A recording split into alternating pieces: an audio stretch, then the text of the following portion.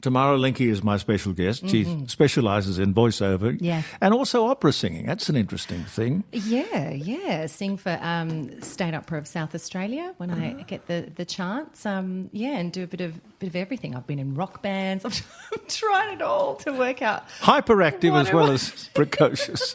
I love these words. This is negative connotation. No.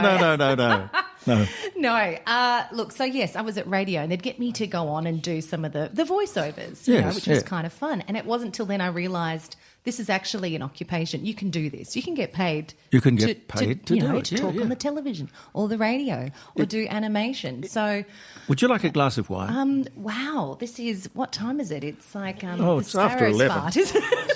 It's after 11. Somewhere. I'm all right for the moment. Look, I've got enough whiskey in that green tea. It's fine. Good girl. No. So I thought I'll do this myself. So I started freelancing, and Bob's your uncle.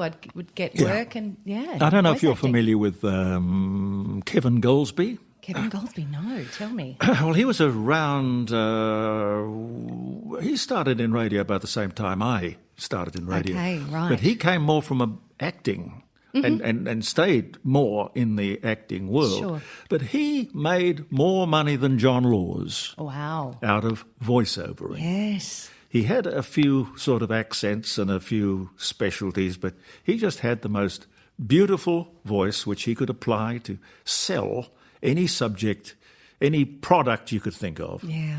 And it was different back then too, with that how it's evolved voiceover, because that was the golden age of voiceover, where they'd have those. It was all about the voice and how you sound. Oh yes. Whereas now it's a lot of advertising. They require people to sound, more natural, like the person next door, which is actually quite hard to do as well. To combine this, still sound quite professional, or that you're delivering a message clearly, but also sound like the conversational, natural person, girl next door. So it's a really interesting landscape at the moment, voiceover. Yes. There was a time when I think people in radio were over-elocuted.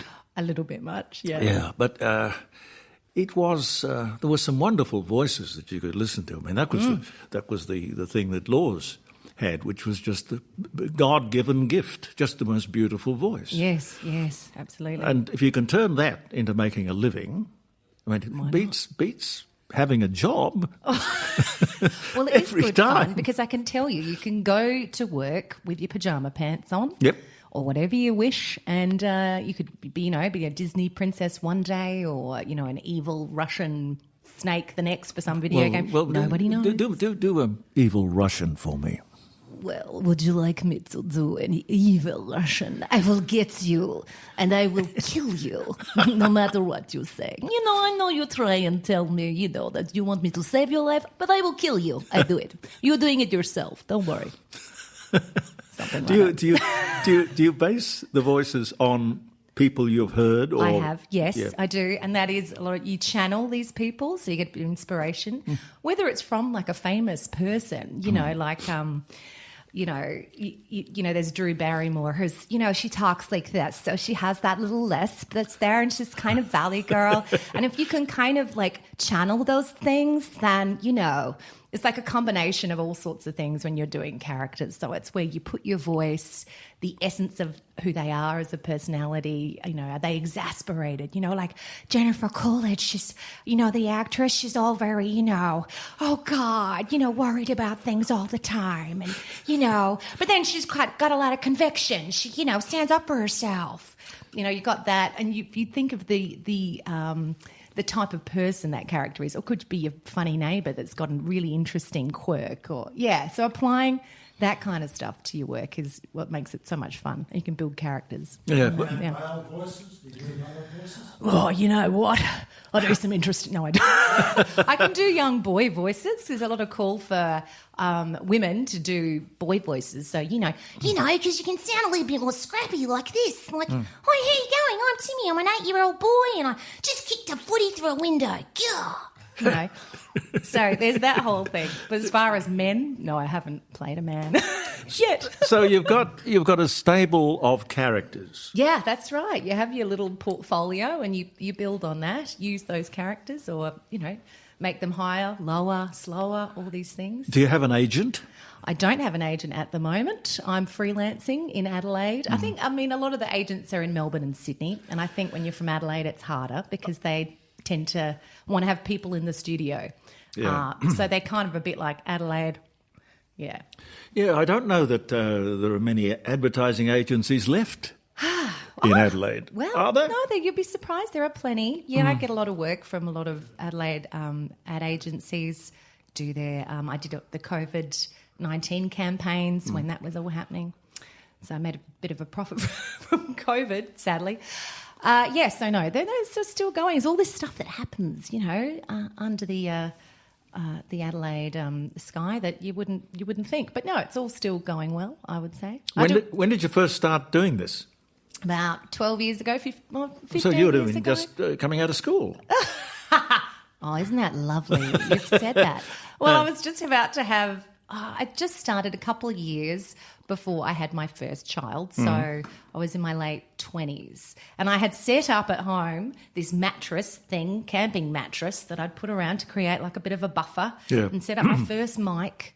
And I took it from there and I would just hustle to get jobs. But now I have a studio, which is good. So I can work remotely from anywhere. Yeah, tell me about the studio. What does that look like? Woohoo. Well, it's one lovely little whisper box. So it's like you might have seen them in This is Tony in Denton, by malls. the way. He Yes. he created all of this. Oh, fantastic. Well, yeah, this is a lot cozier. So basically I, have my office and I've just put all soundproofing up it and then have this whisper booth, which is all padded and soundproof. And They used to go up use from egg there. cartons. Yes, yeah. That is a good way to do it too. Yes, people still do. It's expensive to organise a You good got booth. the eggs. Yeah. Oh, yeah, it's a lot of eggs you'd have to eat, right? How many dozens? Oh, the bird flu is a problem. Yes, Oh, yes, well, can now, be. yes. Well, then you could build quite a cheap booth, I would say. Yeah. Yeah, so I have my studio and go in and do auditions and work and, keeps me busy. Keeps me off the streets, as they say. As they say. Well, how old are the kids? I have a 10 and an 8-year-old. Girls or boys? Skylar's 10 and Wolfie's 8. Woofy? Wolfie, yes, Wolfie. named after my father-in-law, Wolfgang. Oh, Wolfgang. Yeah, German. We've got the German in us. So. Yeah. Do me a German. German. Yeah, look, I don't know if you can handle my German because Scheiße, das ist nicht gut. If we want to talk German, we better get some sauerkraut in here, some schnapps early on. Would you like some schnapps? You look like a man who loves ein bisschen schnapps or a lot of schnapps. Who knows? Yeah. What are you going to? Where do you hope it'll all take you? Well, look, I'm really into animation. So, look, just to get something like a series, full time. Like Bluey. Like a Bluey would be tops. I'd love that. That's kind of that's the golden egg. How do you know how much to charge? I like to make it up as I go along. Well, there are. As much as they'll pay.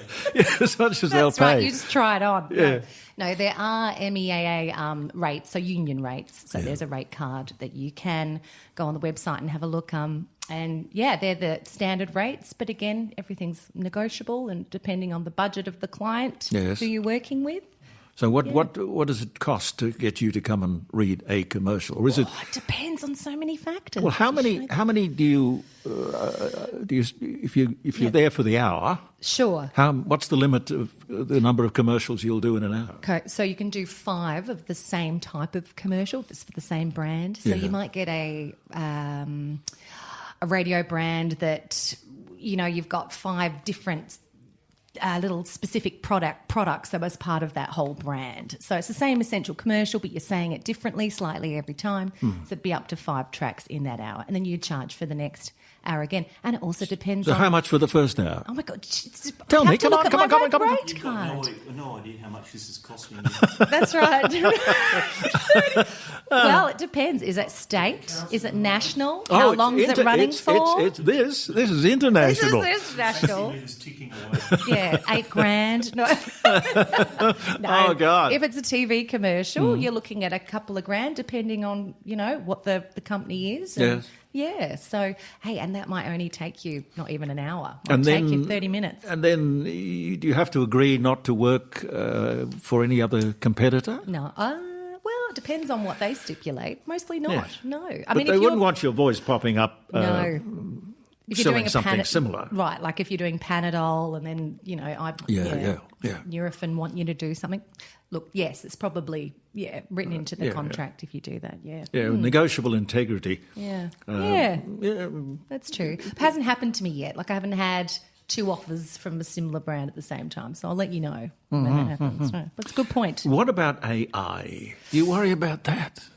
You know what? It's already here. We can't stop it. So I think we need to learn how to work with it. But I'm actually a member of the Australian Voice Actors Association, which part of what they do, and that's broken off from the American National Association of Voice Actors. So they're currently looking at ways at changing policies and legislation so that we do protect our jobs as voice actors, especially in things like animation. I don't think at this point you can get AI to do what humans can. The conveying the type of emotion you can get through a true acting performance. And hey, look, that might come. Anything's possible, right? Right, look what they're doing already. Yes, I know. I mean, Tony put a couple of things on this radio station that are AI, Yes. and I'm just amazed Yeah. that science has sort of moved in that direction so fast. Yes, that's right. Are you worried about your job? No. No. So, look, it's Be another. it's there for when it's there, Yeah. and when it's not, it's not. That's right. But I think it's all a new place that we're heading, and I don't think any of us really know what it's going to do. But I think, I mean, all we can do is learn to work with it and hope it doesn't take over the world. You know? What should I play one? If you, Yeah. Oh, What do I do? that one there. Oh, what's this one? Yeah. I don't know. Oh, no. The red one. don't press the red button. Oh, the red one. Hi there. You're listening to The Court of Public Opinion with Jeremy Cordeaux. See, that's an AI voice. You know, it's not a real voice. That's scary. Not a real person. Hang on. Tune into the Court of Public Opinion at jeremycordeaux.com. How did you do that? I went to a website. You went to a website. Free. It was probably free, wasn't it? Yeah, only for limited downloads. Yeah. It's scary. That's right. So for commercial voices, I mean, you probably only have to subscribe $20 a month or something. You probably get whatever accent you want. You know. Voices and Yeah. All right. Let's not No, advertise we this do. too much. Thank you. In fact, they're all terrible.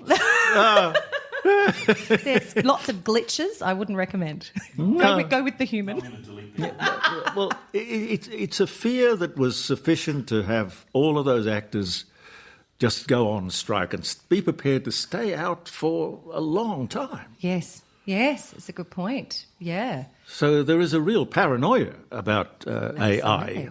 Yeah, and in having recently been to Los Angeles a couple of weeks ago. What was that like? It was really interesting. It's changed a lot, and I think a lot of people out of work, but also worried, like screenwriters, producers worried about AI. Yeah, a lot of homelessness in There was, LA. yeah, and apparently since COVID, it's really, really gotten quite terrible there. Yeah, you do notice it a lot, which is it's sad. It's really a sad state of affairs. Were you trying to get work over there? I was there to do some coaching, specifically in animation, with some casting directors and some fabulous coaches over there. I'd be workshops. a beautiful young woman like you. I'd be very careful of casting directors. Oh, the ones I met were lovely. Were very lovely. Did that, was very busy. I went to the Groundling School, improvisation school there, which is quite world famous, and that was brilliant. So, yeah, it was more of a professional development trip. It was a bit whirlwind, 2.5 weeks. And tried to see as much as I could too whilst I was there. But there's lots to see and do. Yes, there's Los lots Angeles. You can't do of it all. opportunity. Yes. Which brings me back to you in Adelaide. Now, here you are Yeah. with a variety of talents that you can sell. Sydney and Melbourne are attractive or not? Well, this is hard when you have a family and you want to uproot everyone for the sake of what you want to do.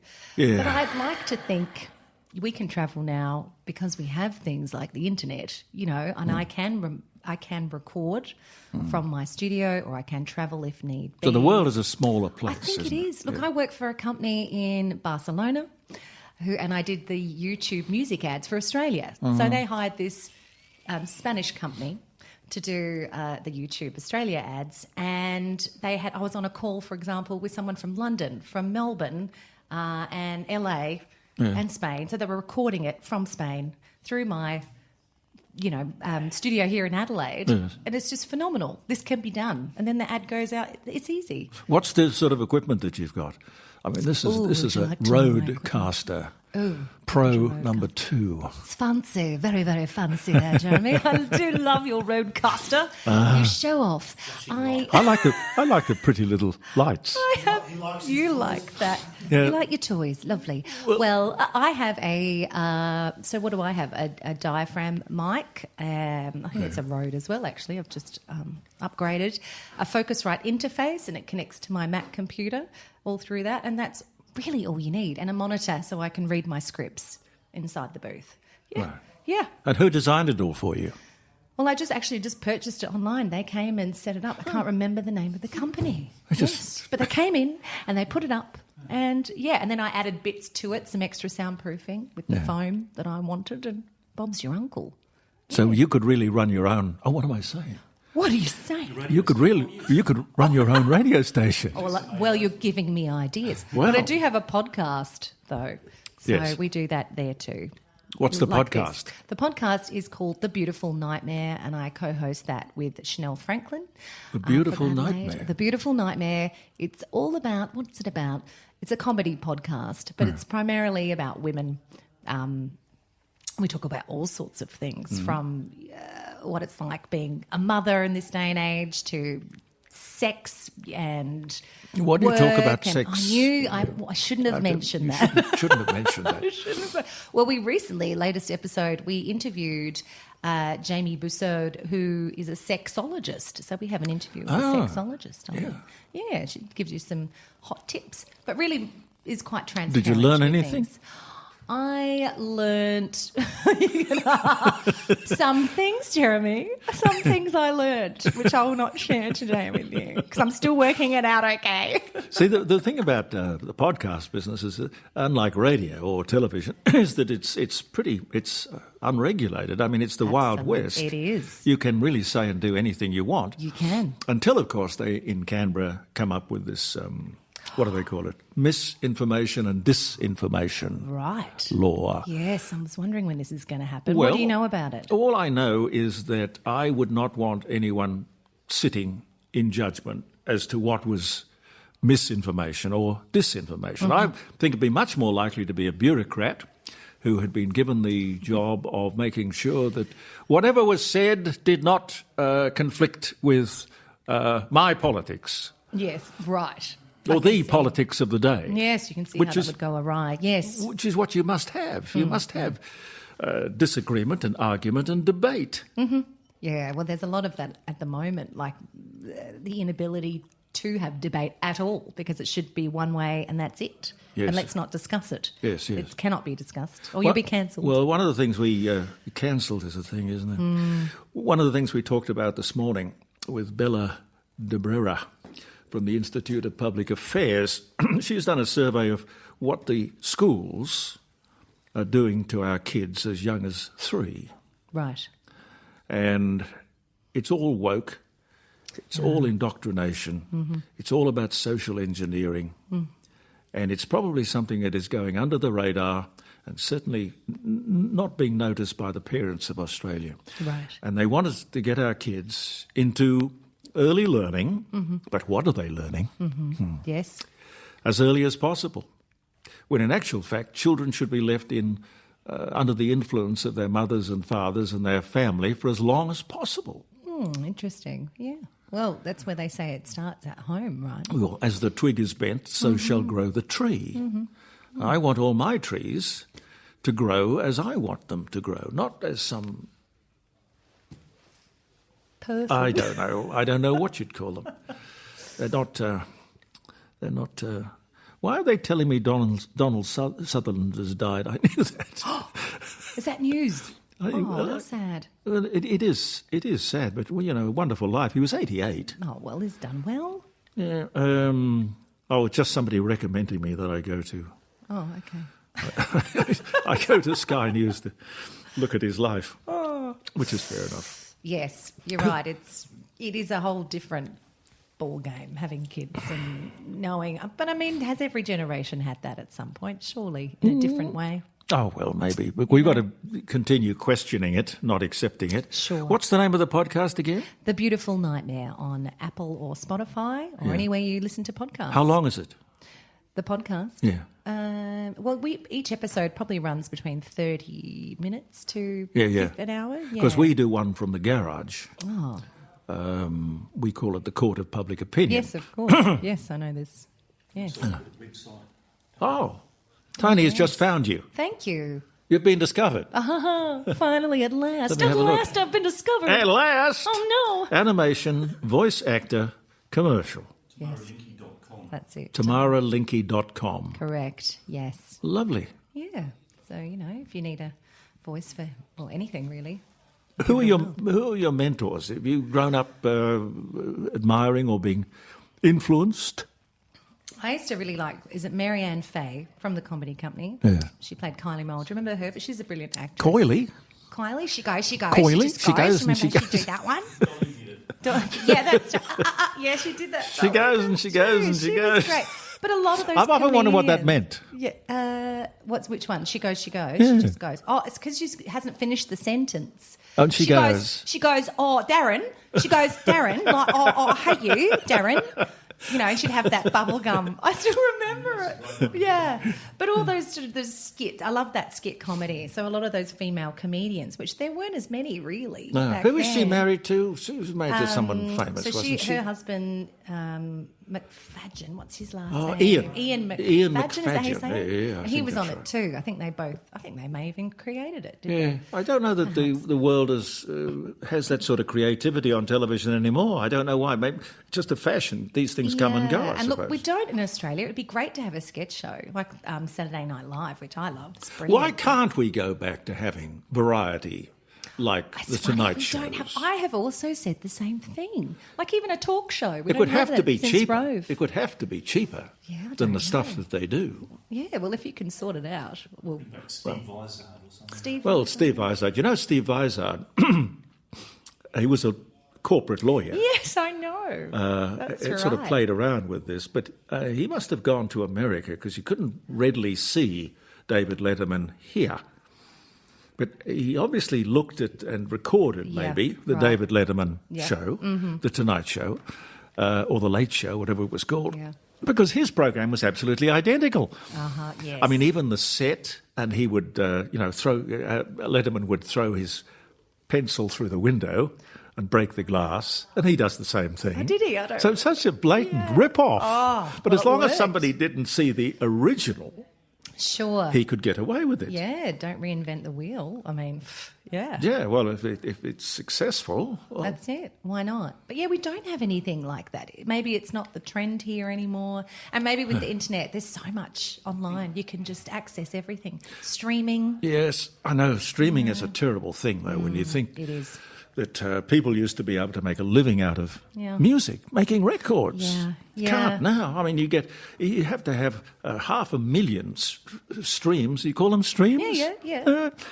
And you get a quarter of a cent or something. Yeah, that's right. It's crazy. Yeah, and all of these, look, the movies they make that they put on Netflix, for example, and look, everyone's, if you think about it, you're only paying, $15 a month, but you're watching like 100 movies or TV shows. So instead of paying that to go to the cinema. Yeah, but Yeah. actors and musicians have got to understand that you've just got so many people in Australia for a start, and you need a critical mass Yeah. to have something to sell, to make any money. And if you don't have that critical mass, what do you do? That's You've right, got, 4/5 of 7/8 of absolutely nothing. Yeah, it's hard, isn't it? Well, yeah, for them. For us. Well, yeah, my mother told me, don't go into that business, get a real job. So you went into radio. Yeah. She said, no, we've never She had used one to of that. those in the family. For God's sake. But it is a tough It is a tough business. But I think that's why also voiceover is quite niche at the moment. That it is. And you're not very typecast accessible. because you can be so many Yes. different voices. That's right. I don't need to get Botox, No. yet. I can just, like I said, wear Don't my wrinkle pajamas. don't wrinkle your forehead. I know, I do that all the time. Don't do that. But I have to. It's part of my face. How am I going to get the voice out? It's expression. Yeah. Do you record yourself and listen back? Yeah, definitely. So Are if you a self-critic? I think you have to be to an extent because that's the point. If every time you recorded something and you went, "Oh, that's fantastic," just sent it on. Oh, come on. There are people who do that. Probably are. But you get better at knowing what your wheelhouse and what your software is. Yeah. So you can apply that in the booth. So you know rhythms and beats and cadence and you get better at being able to do things. So instead of spending half an hour working on a character or reading some copy, a script for something, you might, do it in 15 minutes because you know you're better at your job, better at knowing where things land and things like that. So What star sign are you? Okay. I love how I just went to answer it. Ask me anything. I'm a Libran. Libran, yeah. Yes. That's sort of like, The scales. you balance. And Yes. Yeah. Yeah, I I try have to a be. son who's a Libran. How's that working out for him? Not terribly well. Oh, no. Oh, good news. Oh, what star sign are you then? I'm a Virgo. Virgo. Oh, I think my husband's a Virgo. Well, look, Tony's a Virgo. Virgo. Les, what are you? Arian. What are you? Aries. Up in the Aries. clouds. Aries. They say as they're up and floating in the sky. Yeah. Well, it has been wonderful. I love how that ended on that. Gee whiz. No, I'd love you to come back. Oh, thank I don't you. know. I don't So know. fun. I don't know. Wait till you get the invoice. Wait till I get the invoice. Oh my God. The idea of the fluidity. I'm not all for. I mean, that's got connotations, that word these days. Yes. And I'm not for fluidity in that sense, but the idea of this business, it's compact, revolutionary, innovative nature, and the wide openness Yes. of global broadcasting. Yeah. Thanks to Tony Denton. Amazing. Yeah. And you, because you're doing exactly the same thing. That's right. Yeah. Who knows where it is going to lead? That's true. We don't. It's a grand adventure. Yeah. In the Wild West. Yes. Who could ask for anything more? That's right. Get your boots on, your hat. We're heading to the Wild West. What's the hardest accent to do? Oh, I'd probably say at the moment I'm finding New Zealand, the Kiwi accent, And just to really get that. And South African. Well, South African, I just did one this morning, actually. Really? I did one, yes. Really? Yes. It's very funny. Yes, I did it. It's quite similar, actually, to New the Zealand. Kiwi kind of accent. Yes, So it's hard to excellent. kind of go between both. Like work out which one you're not slipping into, so you make sure you're not going to the other one. I love you. You're Yes, very good. Okay, thank you very much. Thank Thanks you. for having me, Jeremy. It's been amazing. Tamara Love it. Love it. Thank you, Tony. Oh, God. I don't know. Linke, ladies and gentlemen.